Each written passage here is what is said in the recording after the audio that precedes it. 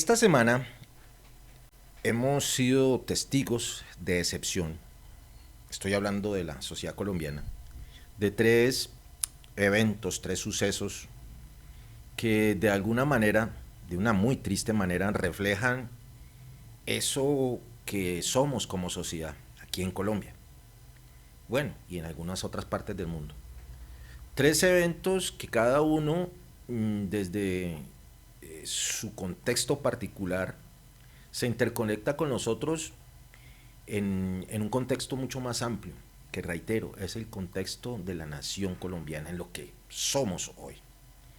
Una sociedad catalogada por algunos expertos como violenta, intolerante, racista, xenófoba, una sociedad arribista, una sociedad extremadamente individualista que no ha sido capaz de consolidar eso que algunos nombran en los libros que se llama la nación colombiana y que otros autores, escritores, investigadores niegan, en el sentido de afirmar que eso de la nacionalidad colombiana es un mito, no existe.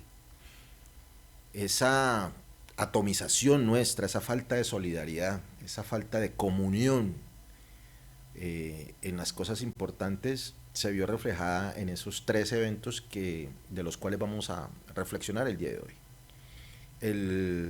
Desafortunadamente, dos de ellos protagonizados por jóvenes representativos de nuestra sociedad, y el otro, pues, diría yo que en continuación de una tradición de nuestra sociedad y de nuestra justicia, también protagonizados ya por adultos más mayores. La canción más 57, la absolución de Santiago Uribe, el hermano del expresidente Uribe, de sus cargos de vínculos con el paramilitarismo, y la actitud grosera, violenta del representante a la Cámara del Congreso de Colombia, Miguel Polo Polo. Tres personajes, tres grupos de personajes, tres eventos que están unidos por un hilo invisible que es lo que somos como colombianos. De eso vamos a reflexionar el día de hoy. Espero que contar con su presencia, agradecerles por estar con nosotros, de seguir conectados con nuestras redes, las redes de Proclama del Cauca y Valle, las redes de la Conversa de Fin de Semana, y reinvitarlos nuevamente a que sigan convirtiéndose en nuestros seguidores, en nuestros suscriptores, y que nos busquen en todas nuestras redes. Antes de arrancar con esta conversa, recordarles también la campaña para la comunidad de la Conversa de Fin de Semana, la campaña de autofinanciamiento Una Vaca por la Conversa en el portal de vaki.co, y para la gente que nos sigue en el fanpage de Facebook de la Conversa, también la campaña de las estrellas. Tres temas de los cuales vamos a abordar de manera muy sucinta, muy breve, desafortunadamente por cuestiones de tiempo, pero a las cuales los estamos invitando. Por favor, no se desconecten, pónganse cómodos, traigan sus bebidas, sus pasabocas, empiecen a compartir en sus redes, que ya arrancamos en la conversa después de un mensaje muy especial y un clip introductorio del primer tema de análisis de hoy en la conversa de fin de semana. No se despeguen, que ya arrancamos.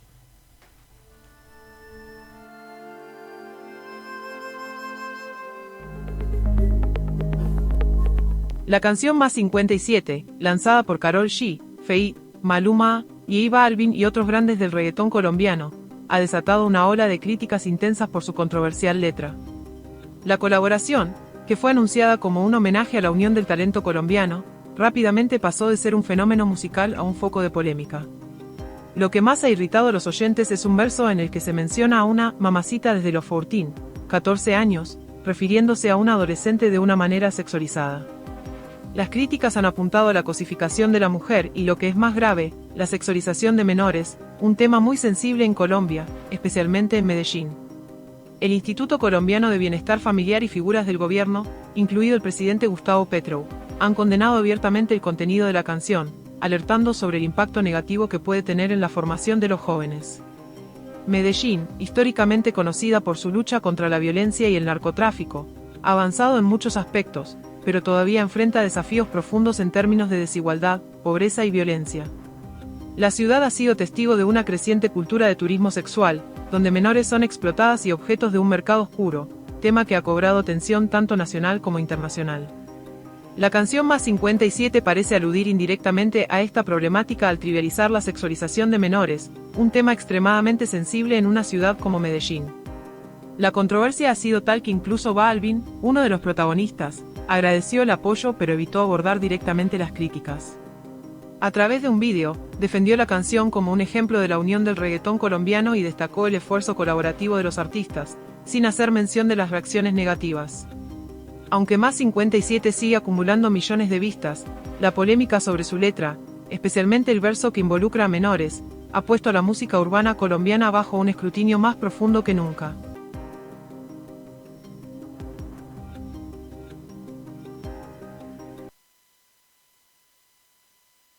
En 2 años del gobierno del cambio, se han establecido demandas de restitución de tierras por un total de 5.860.000 hectáreas. En los anteriores gobiernos, en 11 años de vigencia de la Ley de Víctimas, solamente se lograron demandas por 5 millones de hectáreas. Este es un logro del gobierno actual y la unidad de restitución de tierras. Cuando me tocó abandonar las tierras fue un caso muy, como dijera, me tocó pues aislarme puede decir como unos 4 o 3 años. Por allá yo valoré lo que yo dejé aquí, luego volví ya por medio de la restitución de tierras, pues ya por medio de los proyectos productivos, lo que fue Marrano me dio muy bien, las gallinas, el café, la producción, plátano, he sacado cultivos. Ya volví a comenzar de nuevo y me ha ido bien, gracias a Dios. Unidad de restitución de tierras. Restituir tierras y territorios es armonizar la vida y la naturaleza. Gracias por estar todavía conectados en la conversa y darle la bienvenida a quienes apenas se están conectando a este espacio alternativo independiente de opinión pública generado desde acá, de la provincia de Santander de Quilichao. Como decía en la introducción, hoy vamos a hacer una aproximación, unas reflexiones para aproximarnos a estos 3 fenómenos, a estos 3 eventos que han marcado la opinión pública nacional. Como veían ustedes en el clip introductorio, el primero de ellos es el desastre en que terminó la publicitada canción Más 57, coescrita, cocantada, coproducida por unos jóvenes de Medellín, 3 de ellos muy famosos, el señor J Balvin, el señor Maluma y la señorita Karol G. Partamos del hecho y la primera reflexión que quiero compartir con ustedes es la siguiente. Obviamente la canción Más 57, las letras de esa canción, no son las responsables de todos los males del país. Que quiten o no quiten, que censuren o no censuren, que veten o no veten la canción Más 57 o a cualquiera de sus intérpretes o autores, pues no va a solucionar los graves problemas que padece la sociedad colombiana. La perspectiva con la cual nos queremos acercar al escándalo, a la indignación que en ciertos sectores de la sociedad colombiana causaron las letras de esta canción, es aquella que no mira la canción como la causa, sino ya como el resultado, una de las consecuencias de esa crisis que de manera desatinada, de manera desafortunada, de manera irreflexiva, colocaron los coautores de esta canción en esta pieza musical.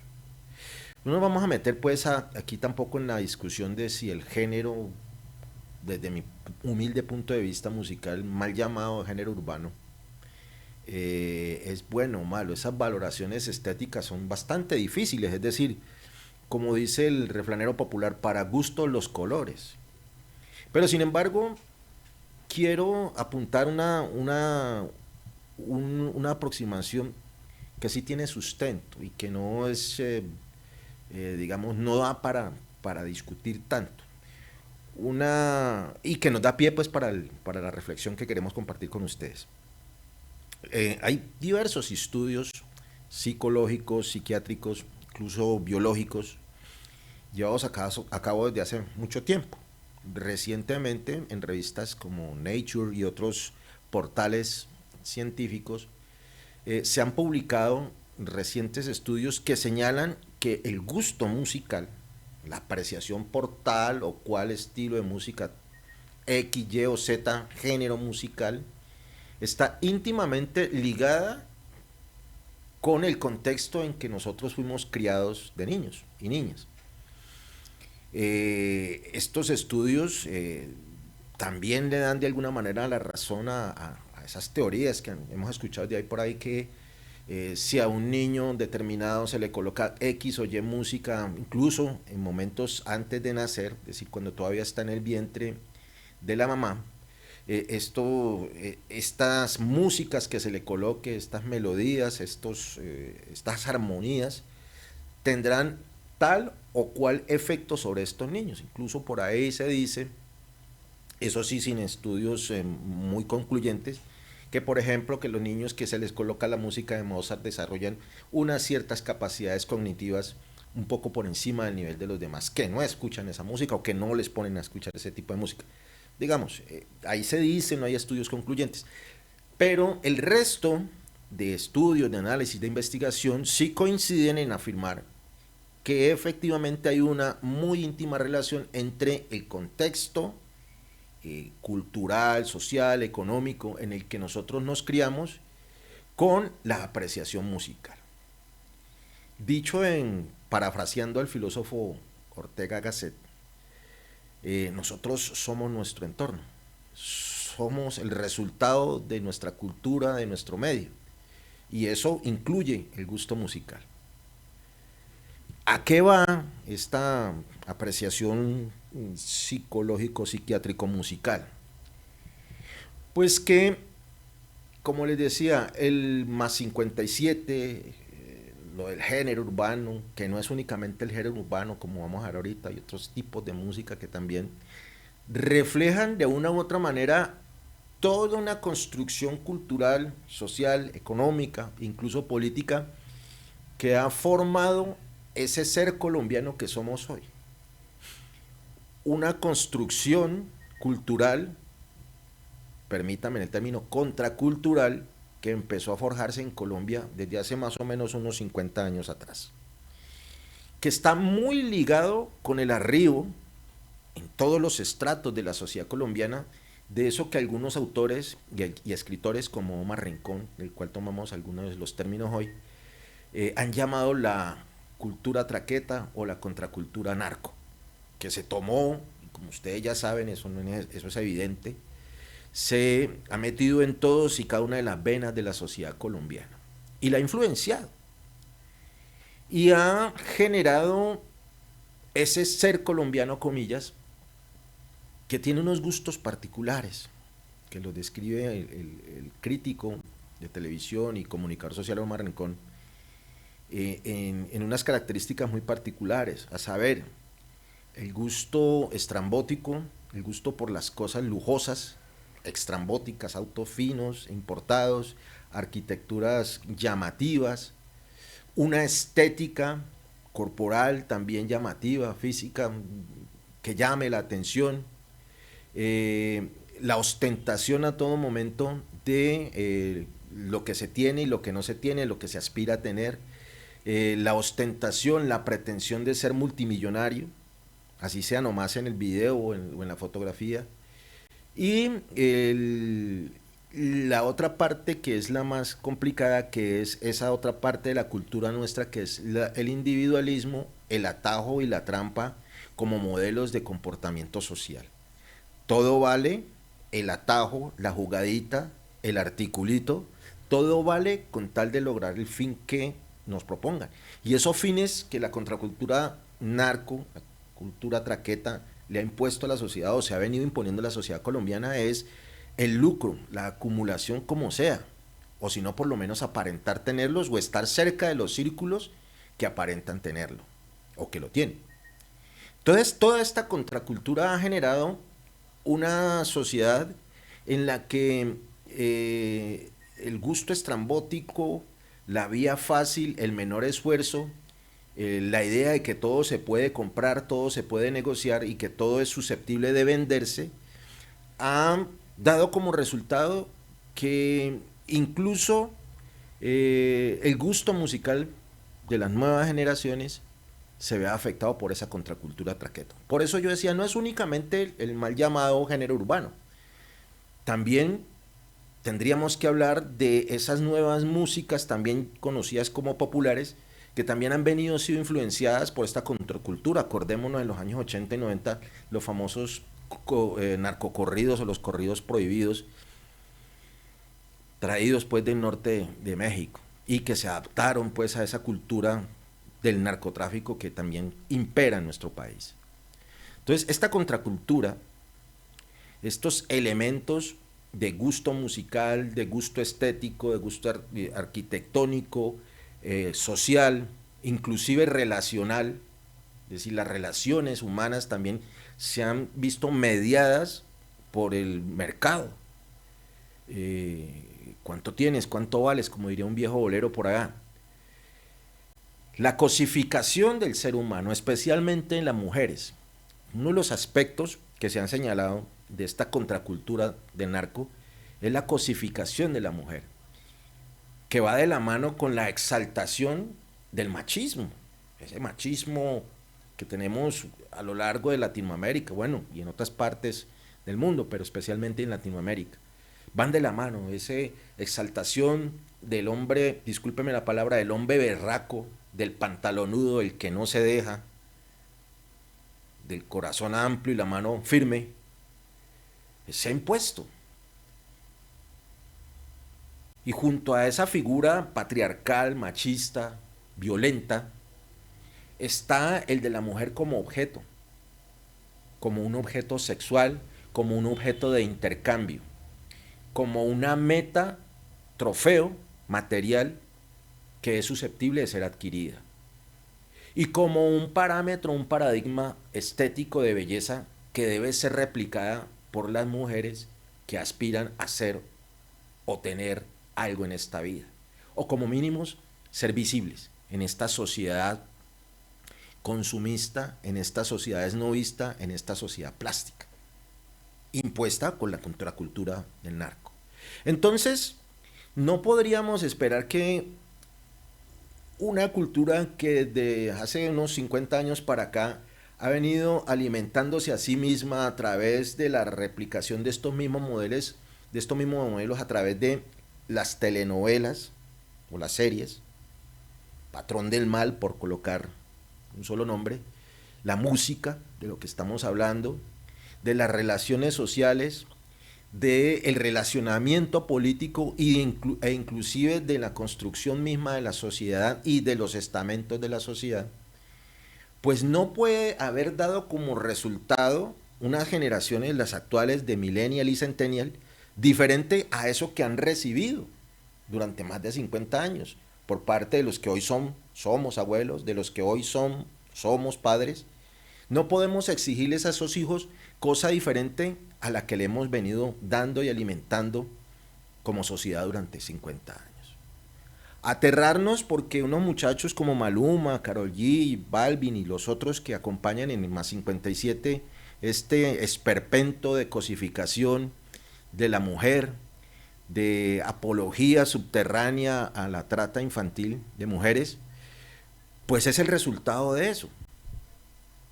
De unos jóvenes, me imagino que cuando Maluma, Balvin y compañía eran niños, se les enseñó que la única forma de salir, de sobresalir en esa cultura pues ancestral del gran Antioquia y ahora extendida en Colombia, del patriarcado, que es excluyente, que es extremadamente conservadora, es esa, la forma rápida, la forma facilista, la forma de moda, que sin mayor esfuerzo y obviamente con grandes inversiones de recursos pueden ubicar una cosa de mal gusto en el gusto popular de todos.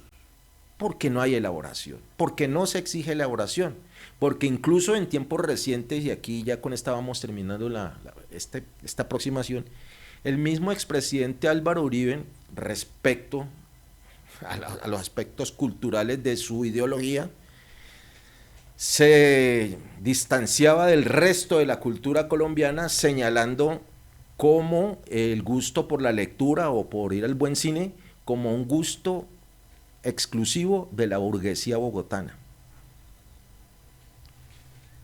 Cuando nosotros encasillamos lo que se ha considerado universalmente como uno de las herramientas de culturización, de educación y de progreso, como la lectura, como un gusto elitista, simplemente estamos exaltando el menor esfuerzo, la imposición violenta, como recursos válidos para obtener intereses económicos. Reitero, que quiten o no quiten, que censuren, que veten, que le coloquen el pitico a la canción Más 57, no va a solucionar los problemas de maltrato infantil, de trata de personas, de comercio de niños, ni de mejorar el relacionamiento que tenemos los hombres con las mujeres en Colombia. No, eso no lo va a lograr. Lo que nosotros aspiramos, y a esto le invitamos y con esta reflexión terminamos esta parte de la conversa, es a pensar, es a la autocrítica, es a cuestionarnos a nosotros mismos, sobre todo nosotros los más mayores, qué le estamos heredando a nuestros niños, cómo los hemos venido formando, cuáles son los valores sociales, cuáles son esas convenciones de convivencia ciudadana que le hemos heredado a los niños, cómo los hemos formado, cómo los estamos educando.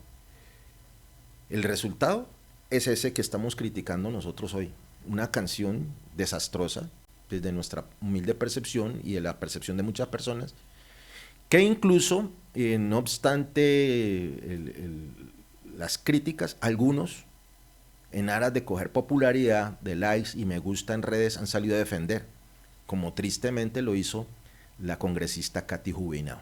Pero eso será motivo de otros análisis. La reflexión final. Miremos muy bien cómo estamos criando a nuestros niños, qué les hemos dado. Y a los nuevos jóvenes, que tristemente han heredado todo este legado, reflexionen ustedes también un poquito sobre qué es eso que le van a entregar a sus niños, para que cuando estén en las mismas edades que estamos los más mayorcitos hoy en día, no nos estemos lamentando de eso que no hicimos o de eso que hicimos mal en la formación de las nuevas generaciones. Un mensajito, un videito introductorio para seguir con el otro tema de la conversa del fin de semana de hoy. Por favor, no se desconecten, que ya seguimos. Prepárate para correr por la paz en la Media Maratón del Cauca 2024. Únete a cientos de atletas que juntos recorrerán las calles de Popayán, llevando en cada paso un mensaje de esperanza y unidad. Las inscripciones ya están abiertas para esta gran fiesta deportiva. No importa si eres amateur o profesional, todos podemos aportar a la paz corriendo. Inscríbete ahora y sé parte de esta historia. Media Maratón del Cauca. Corramos con fuerza por la paz.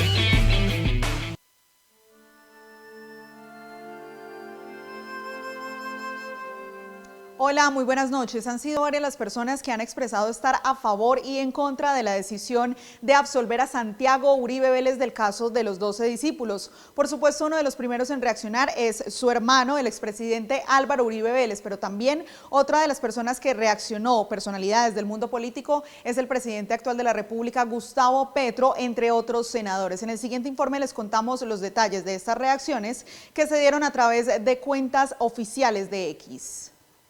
Tras el fallo de absolución de un juez de la República para Santiago Uribe, el primero en reaccionar fue su hermano, el expresidente Álvaro Uribe Vélez. A través de su cuenta de X, el exmandatario escribió: "Gracias a Dios". En contraste, el presidente de la República, Gustavo Petro, sostuvo no estar de acuerdo con la decisión de absolver a Santiago Uribe, pues asegura que se trata de un crimen internacional de lesa humanidad que no puede quedar en la impunidad. Un crimen internacional de lesa humanidad, como haber asesinado sistemáticamente los miembros de la UP, con asesinato de niños incluido, lanzar operaciones de asesinato de civiles indefensos sistemáticamente, no puede quedar en la impunidad por el temor de un juez. Las normas del mundo hablan que si la justicia de un país no es capaz de juzgar a los criminales contra la humanidad, lo hace un tribunal internacional. El expresidente Iván Duque manifestó que el fallo representa un acto de justicia. Se ha hecho justicia con Santiago Uribe Vélez y toda su familia. La absolución frente a cargos basados en calumnias e infamias que durante años atacaron su honra es triunfo para la honorabilidad de su familia, que ha trabajado con honestidad y servido a Colombia con pasión. Otros senadores, tanto del Centro Democrático como del Pacto Histórico, reaccionaron en favor y en contra del fallo que liberó de toda culpa a Santiago Uribe Vélez. Gracias por estar todavía aquí conectados en esta conversa de fin de semana. Para quienes apenas están llegando a este encuentro de reflexión, a esta su casa de reflexión aquí en Proclama de Cauca y Valle, que se llama La Conversa de Fin de Semana, hemos tratado en este espacio de reflexión de hoy abordar tres eventos, tres sucesos que llamaron la atención de la opinión pública colombiana. El primero de todo, en la primera parte, era el de la canción Más 57, digamos yo, un gran error, un grave error cometido por los muchachos reggaetoneros de Medellín, del cual pues ya hablamos insuficiente, expresando que eso que hacen algunos muchachos, algunos artistas de nombre y otros que no son tan famosos, no es más ni menos que el resultado de lo que somos como sociedad. Una sociedad que ha venido siendo permeada por la contracultura narco desde hace más o menos 50 años, que no puede esperar una cosa diferente de algunos de los jóvenes, sino eso. La vía rápida, el aparentar cosas y el replicar todo eso malo que somos como sociedad, es decir, la cosificación de la mujer, la violencia en contra de nuestros niños y una cosa que no me suena feo, pero que refleja mucho eso del ser colombiano, en comillas, el importaculismo. No nos importa qué digan, no nos importa qué consecuencias tiene, no nos importa hasta dónde podemos llegar. Entonces, ese importaculismo también es el reflejo de nuestra sociedad. En esta otra parte, veían ustedes, en esta otra parte de la reflexión, veían ustedes en el videoclip la nota respecto a otro de los eventos que ha generado fuertes encuentros de opiniones en Colombia. Alrededor de la decisión judicial en Antioquia de declarar inocente, o por lo menos no culpable, diría yo, apropiándome un término jurídico norteamericano, no culpable, ahorita les voy a explicar por qué, no culpable de los cargos de nexos con el paramilitarismo y otros más sobre los que ha venido siendo juzgado el hacendado Santiago Uribe, hermano del hoy también imputado Álvaro Uribe, expresidente de Colombia. Vamos a ver más adelante cómo es que lo de más 57 se pega con esto de esta noticia de Santiago Uribe. No nos vamos a meter mucho en el ámbito jurídico de la noticia, porque pues obviamente serán y tienen que ser las autoridades, los operadores judiciales, quienes determinen de alguna manera la verdad jurídica sobre la responsabilidad o no que tenga el señor Santiago Uribe de los hechos de los cuales ha venido siendo acusado desde hace mucho tiempo.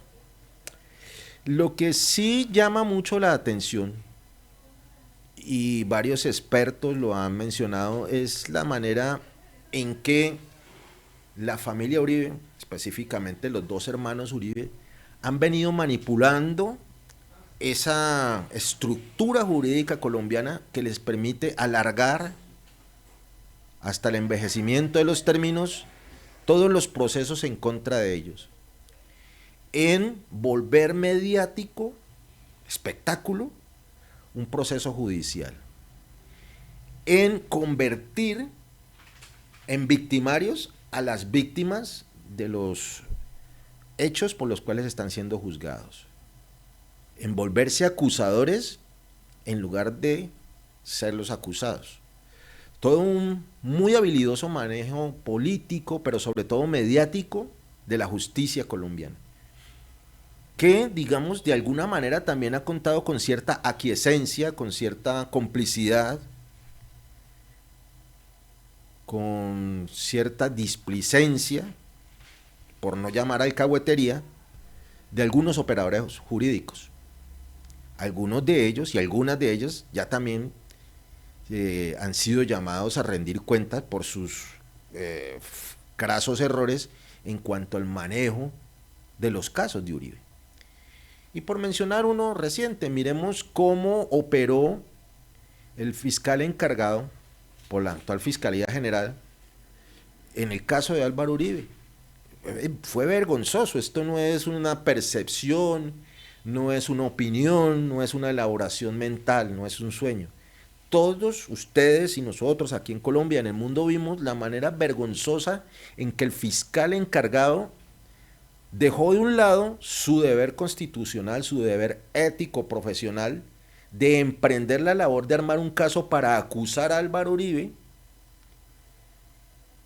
y en su lugar defender, pasarse a actuar como el defensor de oficio del que debería acusar. Y así mismo ha venido ocurriendo en el caso del señor Santiago Uribe.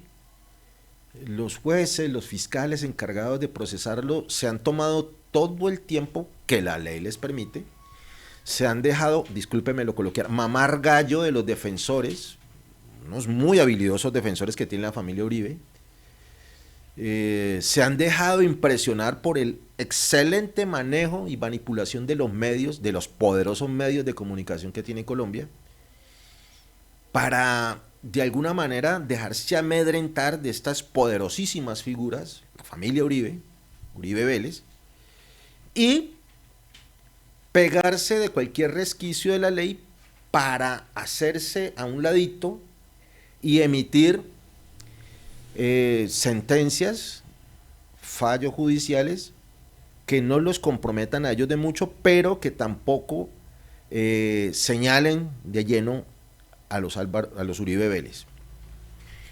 ¿A qué voy? Cuando recién empezaba este comentario decía que lo declaró no culpable, apropiándome un término de la justicia norteamericana. ¿Qué significa ese no culpable? No es lo mismo que inocente. El no culpable del sistema jurídico norteamericano significa que no hubo la capacidad suficiente de la parte acusatoria, o no existieron las pruebas para comprobar a ciencia cierta, plenamente, al 100%, la culpabilidad del acusado, del imputado. Lo que no necesariamente quiere decir que sea inocente o que no haya tenido responsabilidad de lo que se le acusa. Simplemente no fue suficiente la manera de exponer el caso, de comprobarlo o de acusarlo. Entonces, en este caso, la sentencia, el fallo que dejó en apariencia declarado como inocente al señor Santiago Uribe Vélez es ese. Es una declaración de no culpabilidad. No es inocente, lo que pasa es que no se le ha comprobado. Ahora bien, las víctimas, que son bastantes, obviamente tienen los recursos que la ley colombiana les permite para contradecir esa sentencia, ese fallo judicial. Y a fe que necesitamos, y ya con esto ir terminando esta aproximación, necesitamos como sociedad colombiana que los operadores judiciales, los jueces, los fiscales, los magistrados, le garanticen a la sociedad colombiana una aproximación lo más cercano que se pueda a la verdad verdadera, no tanto a la verdad judicial. En el sentido de que en el tránsito hacia la paz, en el tránsito hacia la convivencia armónica, las víctimas de todo este horror de la guerra de Colombia necesitan saber la verdad, necesitan saber qué pasó y necesitan saber a ciencia cierta quiénes fueron los responsables, directos o indirectos, de todos esos males que sufrieron sus familiares o ellos mismos durante todo este tiempo. La sociedad en su conjunto necesita saber qué pasó, quiénes estuvieron vinculados y quiénes no. Los niveles de responsabilidad de todo eso malo que nos ha pasado como sociedad, es necesario que nosotros lo sepamos. Las víctimas, para ir dándole paso a la última reflexión, no somos 6.402. no somos los 45 o 60 niños muertos en Colombia recientemente. Las víctimas de este conflicto somos los más de 50 millones de colombianos, así no lo creamos. Todos de alguna u otra manera estamos siendo afectados por la violencia y la conflictividad en nuestro país. Entonces, para ir avanzando en ese sanar las heridas de la guerra y del conflicto, es necesario que sepa la verdad. Y que ojalá la verdad jurídica sea lo más cercana posible a la verdad verdadera, a la verdad de la realidad. Porque de lo contrario, vamos a seguir metiéndole a ese cóctel de los que hablábamos recién al principio del comentario anterior, de esa contracultura del narco que ha deformado la sociedad colombiana, que ha borrado esos valores de convivencia, de solidaridad, de respeto por la dignidad, por la vida, por la sociedad misma, con un elemento que, visto en perspectiva, ha sido fundamental para que eso suceda, que es la impunidad. En tanto en Colombia siga habiendo impunidad y la gente, todos nosotros, veamos que quienes cometen errores, quienes cometen barbaridades, quienes cometen delito, no tienen un castigo en términos pues de punitivos, o no son corregidos, no tienen una sanción social o jurídica, para utilizar los términos correctos, pues la sociedad no va a avanzar y va a seguir replicando estos malos comportamientos, estas malas actitudes, este ser delincuente como manera de ser colombiano, como manera de sobresalir y de adquirir renombre, fama y sobre todo dinero, como la única vía de vivir en este país. Mientras siga existiendo impunidad, va a seguir alimentando todo ese cóctel de la cultura narco, en la cual vivimos, de la cual estamos víctimas, y no será posible que mejoremos como sociedad. Entonces, las impunidades, los niveles de impunidad que quedan en la opinión pública, como en el caso de los señores Uribe, sobre el que una gran mayoría de los colombianos y colombianas creemos que todavía no se hace justicia, que creemos que todavía no sabemos la verdad, tienen que llegar a una conclusión en la que quedemos más o menos satisfechos con los resultados de los operadores judiciales. Porque si no, le vamos a seguir metiendo un ingrediente muy poderoso a eso que estamos padeciendo como sociedad, es decir, la impunidad. Vamos con la última parte para ya ir tejiendo eso primero que decimos con lo de la impunidad, con el hecho atroz del que vamos a hablar, protagonizado por un representante de la Cámara. Les pido el favor, no se desconecten, que ya vamos a la parte final, conclusiva de esta conversa de fin de semana.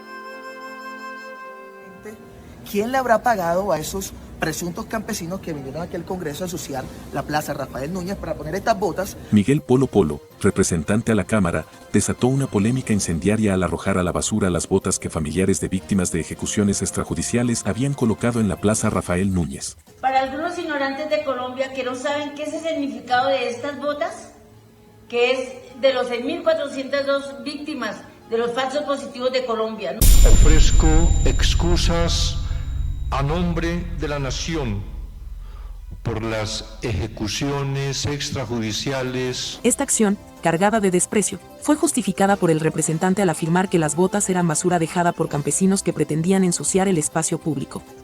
Sin embargo, lo que Polo Polo desestima como suciedad representa, para miles de familias, el recordatorio físico de una de las tragedias más oscuras de Colombia, los mal llamados falsos positivos. Haciendo apología a los 6.402 falsos positivos, que entre otras cosas esta cifra no puede ser soportada ni por los tribunales de justicia y paz, ni por la Fiscalía General de la Nación, ni por la JEP. Del coronel Luis Fernando Borja evidencian que la tragedia de las ejecuciones extrajudiciales es mayor a las evidenciadas en las cifras oficiales. El término falsos positivos hace referencia a ejecuciones extrajudiciales. Muy amables, muy gentiles, muy generosos por estar todavía aquí en la conversa de fin de semana. Llegamos a esta parte, después de ver este triste video que nos ilustra de alguna manera eso de lo que hemos venido hablando en este transcurso de la conversa de fin de semana, en eso en que nos hemos convertido como sociedad, en eso que somos hoy como colombianos. Les decía en el primer segmento que no podemos irnos con todo lanza en ristre contra los jóvenes reggaetoneros antioqueños por eso que hicieron en esa canción del 57, más 57, una apología velada pues a la trata infantil, la cosificación de la mujer, etcétera, etcétera, un tema recurrente de ese género y de otros géneros populares aquí en Colombia y en Latinoamérica y en el mundo. Ellos son el resultado de esa sociedad.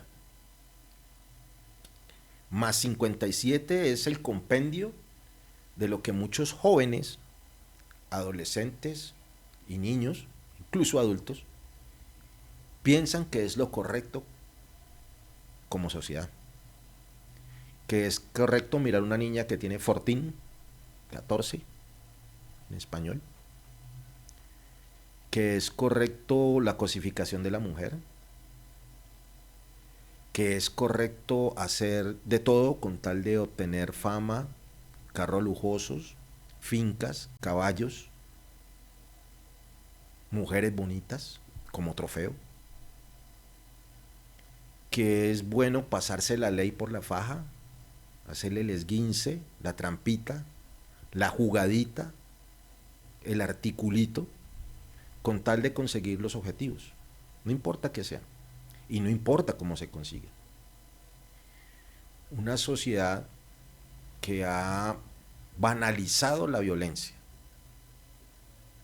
Una sociedad que se acostumbró a vivir con la violencia. Una sociedad que aplaude a los violentos.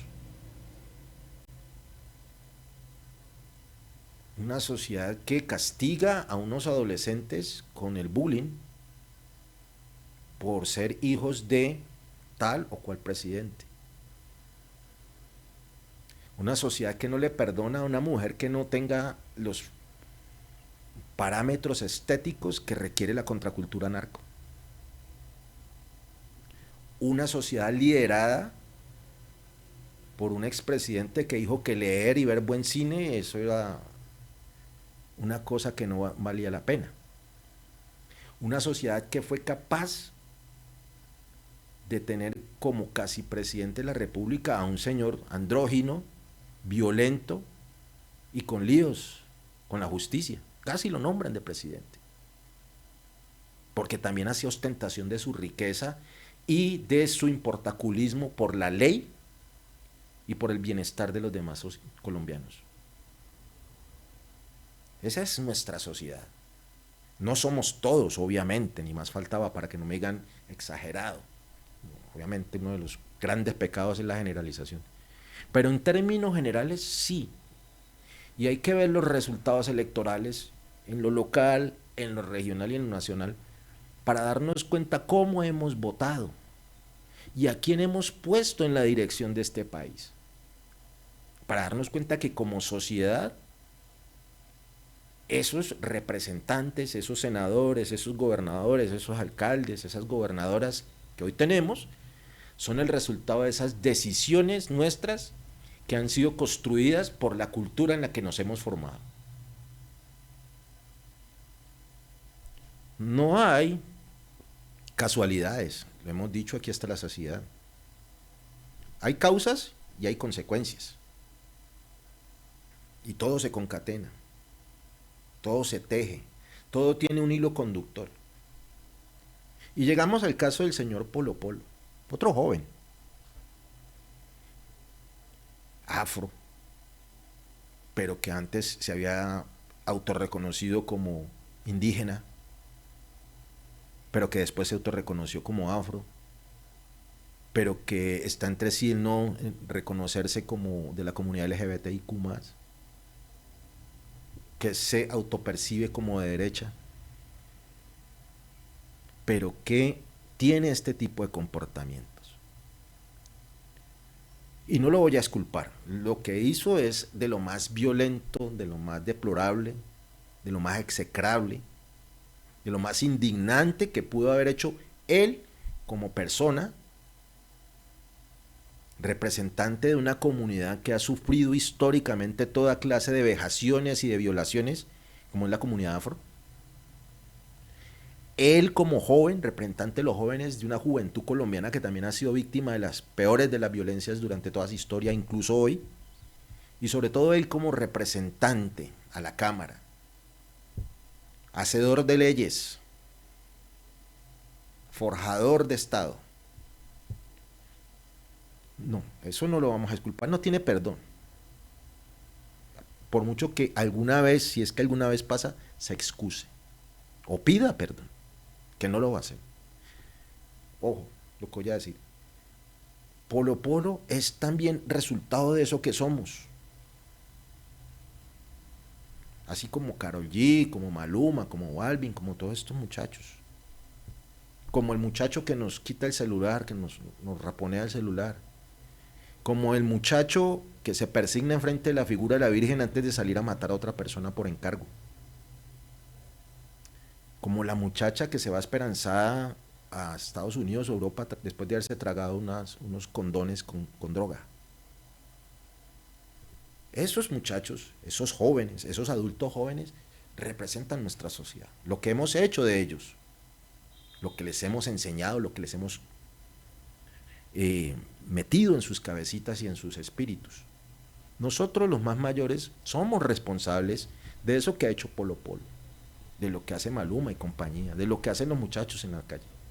Entonces no podemos venir ahora a rasgarnos las vestiduras, las camisas, a cogernos la cabeza, a echarnos bendiciones y a señalarlos como lo peor de la sociedad. Esa sociedad somos nosotros. Claro que no tiene perdón lo de Polo Polo, pero el problema es que a Polo Polo lo aplaude un sector de la sociedad que encuentra como bueno, como sano, como normal, negar la violencia, negar las víctimas. A Polo Polo lo aplauden, lo instan, lo victorean, lo animan, un sector de la sociedad que casi pone como presidente de la República a un señor con líos con la justicia.